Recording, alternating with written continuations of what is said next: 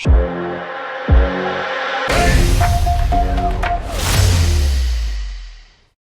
guys, and welcome from Mindrin, where we take your tabletop game ideas from concept to beta ready. I have been gone for a while. As most of you know, I've been out with back in November 14th. I had ACL replaced, and along with some meniscus surgery on my left knee. I did try coming back a few times. The editing and sitting too long was just was impossible. My leg was like ballooning up. It was just crazy. So sorry guys, adding some light here. But I'm here. I'm back. I got a little bit of a cold, but I didn't want that to stop me because I had some stuff I wanted to go over with you guys. So, as you know, we do and help people take their tabletop game ideas from taking this idea you have, and I help you kind of cultivate it into a game where you can actually take it out and play it. And there's places that I've recommended that you can take the game to have it made in small quantities to big quantities, and that's what I'm here to do. So to build that credibility, you know, who is this guy and how is he able to talk about tabletop games? Well, I am co-founder of Fantasy Adventures 360. We make tabletop games, and the first game we made was the Realms of Mindrin Wars card game. The expansion came out last year, was the Auction House. This is currently known now as, and there's 300 of these left, I believe. This is known as the limited beta edition. So when this is gone, it's gone. This artwork, everything in this game was all me. The next version of the game will be done by Michael McComb, and we will be doing a Kickstarter hopefully this year. And yes, we are going back to San Diego Comic-Con in 2020. That's this year, and we will kind of try to use a launch platform for Kickstarter based on Comic-Con, because we are going to be there and we are going to have some new exclusives, some really cool exclusives I can't wait to talk to you about. But with that said, I am currently at 20 subscribers, which is great. Thank you guys for my 20 subscribers. If we can get to 100 subscribers, that's another 80. I will show you the prototype for the first variant of the exclusive, one of the exclusives that we're giving away at Comic-Con in San Diego this coming summer. So if you are wanting to see that, I need 80 more of you to subscribe. So it's important. Get that on there. I mean, the subscriptions mean a lot to us because it helps us give you better quality equipment, better content. There's so much that we can do with you guys. So with that said, real quick, the game that we have is available at emobility.com or emobilitynow.com. Brick and mortar place, we have Epic Toys and Rancho Cucamonga. Thank you, by the way, to Daniel and April for carrying our game. And we're out on Etsy. And you can also check us out at any of the local conventions. We will be at OrcCon, which is a Strategicon convention. That's February 14th. It'll be downtown, or well, LAX area at the LAX Hilton. That's where all the Strategicon conventions are. So we will be there coming up here soon. So with that said, I am going to give you a little bit of a breakdown of the characters in our game, and as we go, I'll kind of give you a little bit of a play-by-play on their function in the game as it pertains. And the first character we have is Thala. She's a dark elf, broke away from the dark elves and stole their amulet. So here she is. This is my version of Thala. Not bad. Again, I like to draw. I'm not an artist, but hey, whatever. So in the game, or in the storyline, actually, she steals the High Elves, their Elvish Rejuvenation Amulet. So it is now around her neck, and I have it on. Oh my gosh, I have to show you. This is one of our exclusives. They're all exclusives that we had at Comic-Con this past year, but this is Thala now. Oop, there she is. Big difference. So, and yes, I don't know if you saw it or not, but that amulet, it's around her neck. Can you guys see it? I don't know. It's all shiny and stuff like that, so it's really hard to see. But yes, that amulet is there, and it plays a big part in the game and in the storyline. But our games, we have basically in the gameplay, you attack somebody and you take your character card, which is this one, and an attack card, and total up the numbers. So this is actually defense. So let's just pretend that's an attack card. So it'd be 45 and 45 is 90, right? So there's your attack base value right there. Two matching icon, matching icon in the corner up here. Over here. There it is, Brett. One more. Yeah, there you go. It's really hard doing this backwards. So these little icons here, if there's one of each, that's a plus 10. If there's two, oh, that's plus 20. But in this case, so she's defending in this case. So she'd be giving you 90 plus the matching icon bonus. That's 100 plus. Since this is her icon, or not her icon, but this is her amulet, that's another plus 10. So there's 110 coming at you. Okay, so as a defense card. So that's kind of the gist of the game. And our game, it's an epic party fantasy game, and it's not meant to be Magic. It's not meant to be D&D. It's its own thing, and it's a standalone. And the current version of this game is there's going to be some cool new add-ons on the final version. But once, like I said, once this a limited beta edition is gone, that's it. That's the last of it. They're gonna have a whole new one with some other new fun stuff. But you're gonna want to get this too because it's upside down. Because this is a collectible. This is the original. Okay. So besides, if you're going to Comic-Con and you come see us, you'll understand why you want to get a copy of this game. Actually, both games. You'll understand. Alright, so with that said, keep going here. Orangar, he's an orc.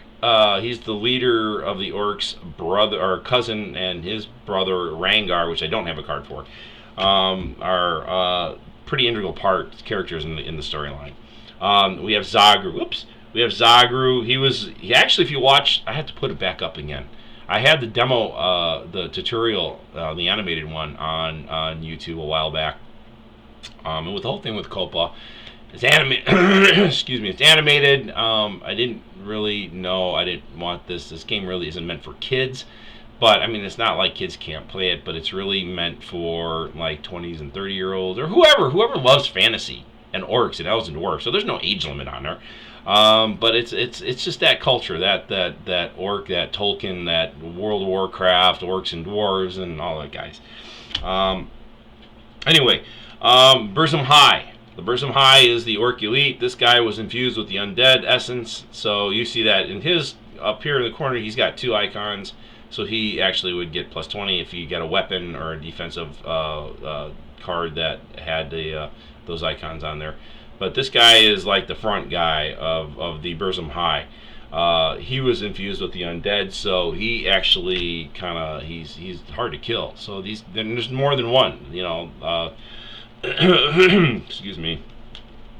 So there's more than one. Ugru, who's this guy. He's the guy that kind of starts this whole mess in the storyline by it kind of wakes up Oguna. I'll show you him in a second here, in a second here. But he starts tapping into his magic, and he thinks he's like created all this stuff, and in reality he's just tapping the Oguna's magic and creates these staves that infuse essence from other races into his orc acolytes or followers. Let me show you Oguna real quick. Oguna, there's mine. That's my Oguna. You see him? Let's work this camera a little bit. Got a new camera for Christmas, guys. Let's see. Oh my gosh, there he was. Oh, right there. Oh, pretty, pretty, pretty. Look at that. Hey, I can do something on technical. Look at that. That's Oguna. So he's like the bad guy, the big bad guy Oguna is, and this is the new version that Mike McComb did. This is a limited print that we did for Comic-Con this past year. There is a sign numbered. Look at that. That's number 10 of 50. There's only 50 of those. I thought we had more than those. Anyway, so in the game we have landmines, and they blow you up if you flip them over. So like I said, you attack somebody, you flip over a character card and an attack card. If it's a mine, you go kaboom. Unless you're a Gremlin, which these guys are basically our version of goblins. So they're engineers. They go work for whoever the highest bidder is, whoever pays them gold, gives them food, whatever. If they draw a mine while they're attacking, the mines are null and void. They don't affect it. So you basically throw that away. You get to discard that, which is good for you. But then you get to redraw another character, another attack card. Play continues on. Depends on whoever the highest is. Their leader is the Grand Tinkerer. That guy is this guy. I'm going to hold that up there for a second. The Grand Tinkerer is the Gremlin leader, and if he draws a mine card, it actually reverses the effect to the player that's being attacked. So they get blown up. So kind of a cool thing here, huh? Now, this creature, race, whatever you want to call it, was inspired by my daughter, 9-year-old Evie Lynn Heneyes. These guys are Pix Eevees. Pix Eevees are very mischievous, childlike sized fairies that live in the forest. They're very nature orientated. If you need a weapon of high magic power, they'll create it for you. They'll grab a stick, boom, becomes a weapon in an instant. The problem is, because they're mischievous, it could backfire on you. So it either can work for you or against you. And like my daughter, who I love to death, I love you, honey. They can leave a wake of disaster in their trail. Daddy does love you. Okay. So dragons are in our game. What fantasy game doesn't have a dragon in it or two? But we have dragon warriors called the Yangul. And the Yangul warriors, come on, focus. Anyway, the Yangul warriors, there's two kinds. There's the guys that fly. They kind of patrol the area, and they're the warriors. But then you got the drones on the bottom that have the giant tails that wrap the eggs and kind of tend to the coven and the eggs and the nest. But are pretty formidable ground assault troopers too, man. They get in there and they start whipping that tail, and they can cause some serious damage. Alluro plants. I did it again. This one's been done to death many times, many games, many storylines. Giant man-eating Venus flytrap kind of thing. Long tentacles, spiky. The only thing different is that around its neck have these leaves called the Alluro leaves. And these are highly sought after because they can be made into some pretty potent healing potions. So they're worth dying for, and a lot of people do die to get to these leaves. So, hence the Alluros are actually very, very strong healing potions and elixirs and stuff like that in our game. We have dwarves. The running joke in the game was that I wanted to do 7 of them. Anybody guess that? We have Minotaur. They're kind of the nomadic race that they're just trying to find a home and want to live in peace and just be left alone. But nobody's letting them do it. So they chase him around like vermin. And that starts the whole storyline with him getting the leader Bulfor getting into it with Zagru, who you saw earlier. And that starts a whole nother mess. It kind of gets the ball rolling, so to speak. Human warriors. Bigger than our normal humanoids here on Earth. They're probably average 6 feet at the lowest to about 6'5". So they're pretty substantial guys, warriors, men and women that are just huge. And I mean, they're not schlups. They go out there and they got some oomph to them. They're not like, oh, humans, whatever. Anyway, dark elves, which we saw Thala. These guys broke away from the high elves way back in the day. Then we have the orc warriors. They're pretty common in this arena of genre. Trolls, which are the cousins of orcs. These guys live in swamps. Have their leader Garamot, kind of voodoo-ish, without stepping onto the World of Warcraft version. But these guys are kind of pale gray with kind of a bulbous nose, almost pachyderm-like, and their tusks are more like almost more elephant-ish troll-looking guys. So they're definitely visually a lot different. And what fantasy game like this genre would not have undead? Come on, Undead Rock, man, they're my favorite. George Romero, all the George Romero movies. I'm pretty sure I have all but like maybe one, or at least a variation of them. At least I have in my collection. I love zombie movies. Love zombies. They're great. I gotta have undead. They run the underrealm in the storyline. So there's a whole storyline with that too. And then you've got Alistar, who's kind of the guy who shows up on the planet when all this starts way in the beginning to keep an eye on things. And he basically he's here to just maintain and report back to the Light Council. And so that's his job. And he really ends up getting kind of caught up in the whole thing. And he's a very humble guy. He doesn't looking for anything special. But there you go. So I wanted to go over some of these weapons with you real quick here before we start running too long.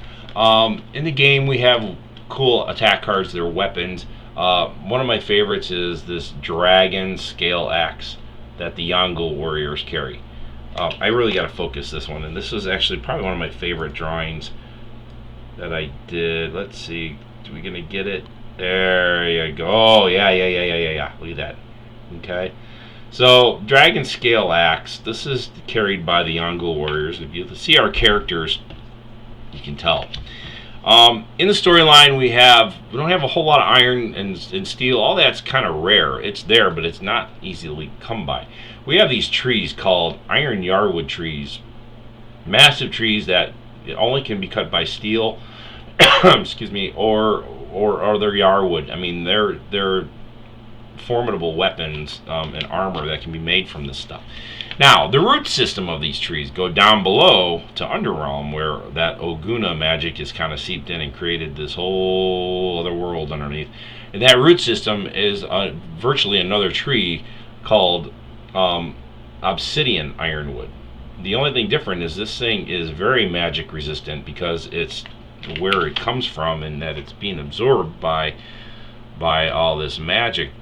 And let's see, do I have the autofocus on this thing? But anyway, so that's currently what the game looks like. For those of you who haven't seen the updated version, this is the current version, the next version of this game. This is the Burzum High and Mike McComb's new look that he did for us. And we took and made the back of the card looks like this. Of course, without all the social media stuff on there, but this is basically what the next card is going to look like. From what you can tell. So yeah, hit that like and subscribe button down there, guys, because it's important for us. I mean, we need those likes and the subscription especially, because it helps us bring you better content, better equipment, better places to go. We can bring you so much better show with those subscriptions. Besides, if you get me those 80, I will show you personally the next awesome exclusive for Comic-Con 2020 that you will only get to see here unless you go to Comic-Con and actually get one of these exclusives. Make sure that you guys also hit that like button, because those likes are great too, and hit those notification bell for updates. Something, if I didn't say it already, again, we are going to make sure that you hit those subscription buttons and comment down below, because if anything, just to introduce yourself, let me know who you are. I know you got a lot of fans out there, and because I see at the conventions, I talk to you guys out and about, and you guys, you play our game and you stay all day, and it's great, and I love you for that. So what we're going to do, if I hadn't mentioned it already, that we are going to have a top 5 ranking of super fans of the Realms of Mindrin Wars, and you will be embedded immortally on our website, and you will be put on a future episode of the Realms of Mindrin Wars. Your name will show up on the episode as superfan, and you will be put down in the first 5. After that, then it's the next 5 after that, which gets you to 10, and then we'll do 15 and 20 all the way down. Thanks, guys. Oops. knocking into the camera, knocking everything over. I appreciate everything. I'm glad you guys were patient with me while I recovered from this knee. We'll talk to you later, guys. Love you guys. I'm back. We'll see you. Bye. Why's my sword on fire?